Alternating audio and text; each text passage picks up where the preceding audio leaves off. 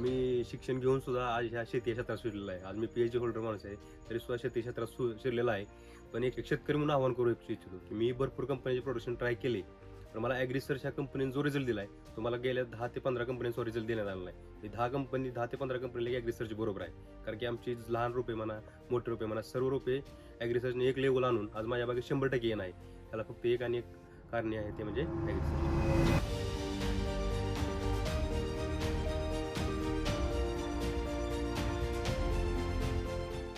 नमस्कार, मी पांडुरंग हनुमान सरगर, राहणार रावे, तालुका पंढरपूर, जिल्हा सोलापूर.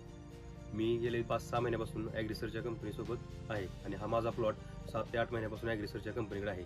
आपल्या बागेत करप्या ह्या मोठ्या प्रमाणात घुसला होता, त्याच्यामुळे आपण ना प्रोबेज आणि ऑर्सिल हे दोन असे कॉम्बिनेशन वापरल्यामुळे आपल्या बागेतल्या करप्या पूर्णपणे संपल्या आहे. त्याच्या अगोदर प्रोबेज वापरण्याच्या अगोदर आपण भरपूर 2-3 कंपनीचे प्रोडक्शन ट्राय केले, पण त्याने काही करप्या कंट्रोलमध्ये आला नव्हता.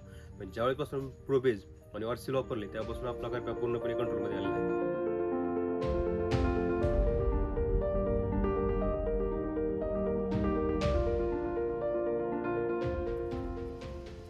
त्यानंतर जर तुम्ही सांगायला घेतलं तर आपल्याला मुळी थांबल्यानंतर लिओनार आणि प्रोबियॉन हे दोन कॉम्बिनेशन असे आहेत की त्यांनी मुळी एकदम असे मुळी आम्हाला जमिनीच्या वर दिसायला लागली, बेडच्या वर दिसायला लागली.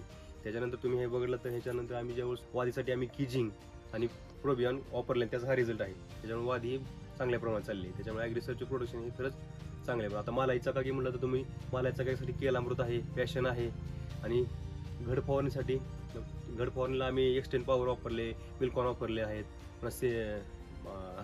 सेमिग्रो वापरले आहे. त्याच्यामुळं की ॲग्रिसर्च ह्या कंपनीचे प्रोडक्शन खरंच एकदम उत्तम आणि चांगले दर्जेदार आहे. त्याच्यामुळे आम्हाला हा रिझल्ट दिसत आहे आणि माल एकदम चांगल्या प्रकारे एक्सपोर्टचा जातोय. कॅरेटला वगैरे माल निघत नाही ॲग्रिसर्च असेल तर.